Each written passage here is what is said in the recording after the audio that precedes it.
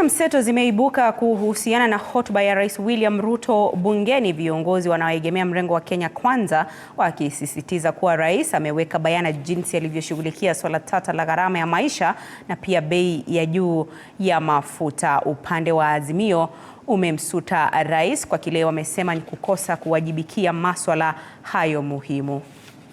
I want to see prices coming down, and if they come down, I'll actually ask all of us to go to Tanzania, because I don't believe that is going to be the case unless they can be able to extract their own oil. But if you're talking about global prices, now there has been the issue of why Tanzania appears to be slightly cheaper.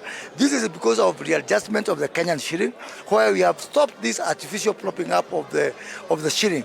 And the new governor of Central Bank, I want to congratulate him, because he has allowed the shilling to float freely. And this has actually seen a 20% depreciation of the Kenyan shilling against the Tanzanian shilling. Now we are at more realistic levels. Prices is not a factor that the president can wake up and say we are going to change, because those are external factors. The question is, what is he doing locally to be able to cushion the Kenyans from the high cost of living? The president was very categorical that we are not, and it was part of our campaign manifesto. If people are very clear that we are not going to continue subsidizing consumption, we will subsidize production. And that's why farmers are being supported, fishermen and fishmongers are being supported. We are supporting livestock farmers. We are dealing with, because if you go for farmers, you've gone for mama mboga, you are able then to reduce the cost of living, because you do two things. One, you make them produce at a low cost. They produce more. They make more money because they are producing more. But at the same time, they have increased the production in the country, meaning that you reduce the cost of food. And that is exactly what's happening.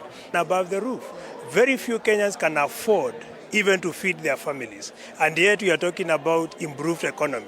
If you look at cost of fuel, it's even going up. Our neighbor here, Tanzania, they are lowering. The president did not talk meaningfully what he wants to do to lower cost of living. If you talk of agriculture, he's always talking about subsidized fertilizers. What about areas which do not need fertilizers?